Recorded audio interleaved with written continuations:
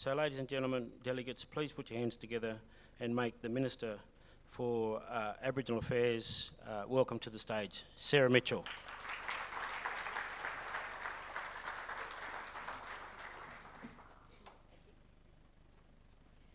Thank you, Chairman Roy. I'm a bit shorter, I'll move that down a bit. Good morning, everybody. I'd like to start by acknowledging the traditional custodians of the land on which we meet, the Wanneroo people, and pay my respect to our elders past, present and emerging. And thank you, Chairman Roy and James and Anne and councillors and everybody else for the privilege and the invitation to be here today. It's funny walking in this morning, I actually took a little while to get in because every 5 minutes it was someone else that I knew and a hug and a kiss and a catch up. Many of you I've had the privilege of spending time with you in your communities and seeing the work that you're doing and how passionate you are about your local people, and that's something for me as Minister that's very inspiring to see, and to have the opportunity, if only briefly, to catch up with you all here today is something that I'm really pleased I could be a part of. As Roy said, Parliament is sitting, so I have to race back at about morning tea time. And I'm sorry I'll miss the karaoke. I'm a bit of a Kenny and Dolly fan, Roy, so maybe next time we can see what we can do, or maybe someone can do that in my absence today. I will say, and the Chairman did touch on it in his opening address, as Minister for Aboriginal Affairs in New South Wales, I really do enjoy the relationship that I have with Newswalk. I've been Minister now for almost 2 years, and I think the relationship that we have built over that time, you know, we've had our ups and downs, as everyone does, but, you know, we're at a point now where whatever the issue, whatever the time of day, Roy and I can literally pick up the phone to each other and have really honest and frank conversations about what needs to be done. And I think that's really important. I think that's the way that we get things done, as the Chairman said, and I do want to make the point that that relationship is one that I value, obviously with him being the spokesperson on behalf of all of you in the room and your communities as well. There was a mention earlier too, and watching that great video about the Land Rights Act, and you know, it's incredible to think that it's been the 40th anniversary of that historic meeting in Redfern just last year, and I know that that was something that the Aboriginal leaders in New South Wales had been agitating for a very long time, and I think you know, to reiterate the position, I guess, of our government, of that commitment to the Land Rights Act, to land rights in New South Wales, and acknowledging the Land Council network as a really critical framework for achieving those tangible economic and cultural outcomes for Aboriginal people. And I think what you will achieve at your conference over the next few days, and what you do as an organisation generally is very important, because you know, Newswalk are and will continue to be a very important partner for us in government, including ways that we can continue to work together more effectively and more openly as well. One of the examples of that relationship that I did just want to mention is the work that Newswalk is doing with my department in relation to the Aboriginal land agreements and their role on the governance committee. Really important to help improve the process for achieving faster resolution of those claims through the Aboriginal land agreements. And I know that there are people working tirelessly across your network to have those best possible governance and operational outcomes. And to that end, I think it's also important to make the point that currently there's only one land council in administration, and next month there won't be any. So that's quite a good thing to see, and testament, as I said, to a network, having that support from Newswalk, and also the strong individual performance from all the local Aboriginal land councils as well. So I do congratulate all of you for that. I've been asked this morning just to make a few comments around, I guess, some policy areas that we've been working on as a government, many in consultation and connection with your organisation. So there's just a few areas that I'd like to go through with your indulgence. The first is the work that we've been doing around OCHA and the OCHA evaluation. Again, that would be familiar to many of you. I'm looking around, there's some in the room that I know were involved in that process. The work that we're doing is all about, and as it always has been, continuing to work with Aboriginal people and communities. And one of the things that we did with our OCHA evaluation was a first report that came in August, and that's independent evidence that it continues to move in the right direction. And what was great about that consultation was that it was community-led, community-driven. It wasn't government telling you what was working, it was you telling government what was working. And that was a real shift, because we've never done anything like that before. And I think that the results of that make it much clearer what the aspirations and priorities are for Aboriginal people right across New South Wales. So we had a little ceremony at Parliament House for that. The 10-year evaluation of OCA was presented to me, and that report, as I said, is owned and driven by communities and was only presented to us as government with their permission, which was pretty powerful as well. That showed that there was, as I said, broad support for OCA, but more to do. And I think it shows we're in the right direction, but if we continue working together, we've got really great opportunities for even better outcomes and to continue that really important conversation. The other area that I did want to speak about is the work that we've done in relation to the Stolen Generation Scheme. Again, this was something that came about through many, many years of hard work and difficult conversations with members of your community, and I acknowledge that. In July last year was when we saw the commencement of the Stolen Generations Reparations Scheme, and that was a key element of unfinished business, which was our government's response to a parliamentary inquiry into reparations for the stolen generations, which coincidentally I was a member of far before I knew I would ever have this role. So it's something that I feel I've been involved with in a parliamentary sense pretty much since I started in Parliament, and I'm grateful to see that we're making some reparations and seeing some righting it as much as we can of those past wrongs. To date, the reparations scheme has provided more than $26 million in reparations payments to survivors.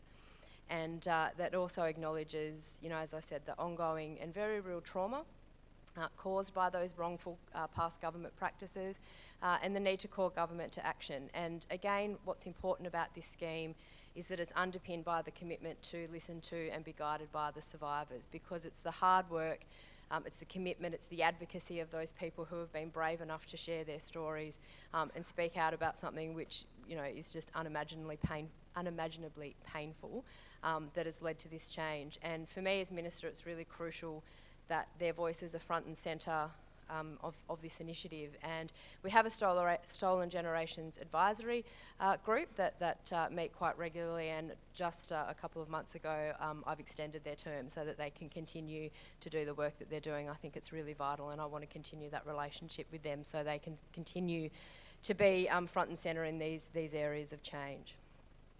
Also, last year, many of you would be aware, and I think some of you again were also there with us at Parliament, when we had the passage of the Aboriginal Languages Act, understanding and appreciating how critical language is to your culture, your well-being and sense of pride.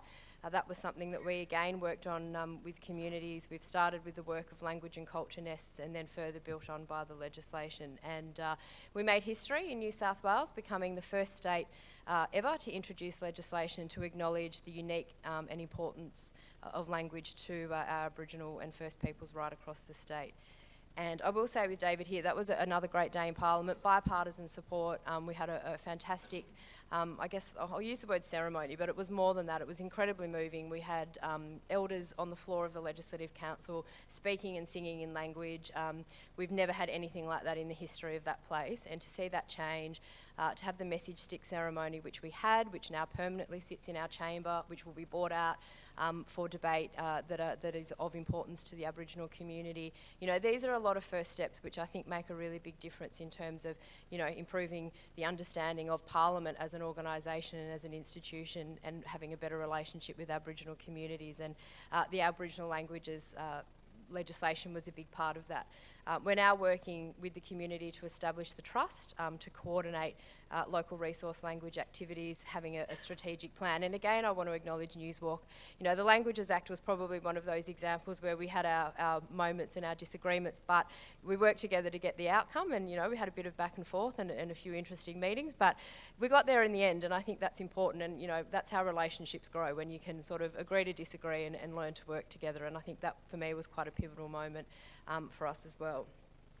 Another area that I'm really passionate about, which I'm sure will be of interest to many of you, is the work that we're doing in terms of Aboriginal procurement as well. That's being led by myself and also Victor Dominello, who's now Minister for Finances, but known to many of you, I'm sure, as a former Minister for Aboriginal Affairs, who remains very passionate and very much an advocate for work in this area. So in July this year, we've implemented the Aboriginal procurement policy. We haven't had that in New South Wales before.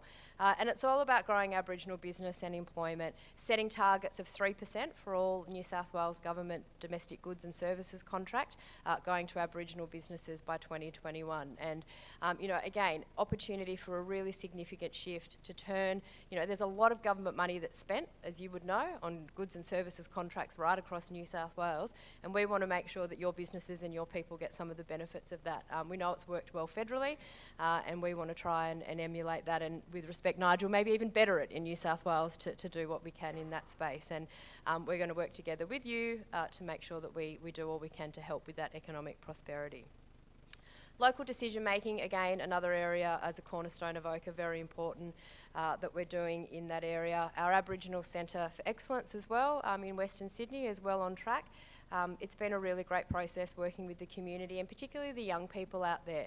I spent some time with the advisory group that we had, people who are aged between 18 and 25, and I've never been in a room of more passionate young people who are excited about their future and what they want to do. And I think what we can do out there is a really, really big game changer in terms of aspiration, opportunity for those young people in Western Sydney. So it'll be up and running soon, and will help people have that resource, that network and that environment to I guess, strive to excellence in whatever their chosen field may be. And there's some really, really exciting things happening out there that we'll be able to make a few more announcements about shortly as well. I also want to just briefly talk about Aboriginal cultural heritage reform. I know that will be an area that will be discussed by you over the coming days, and I know how important it is to all of you that we manage and conserve Aboriginal cultural heritage, and that's certainly a passion that I share. There's been a lot of work in this space over the last period of time. There was the initial policy paper, the draft bill. I know there were workshops, recommendations, submissions on the bill. Many of you in this room were a very big part of that process, and I thank you for that input.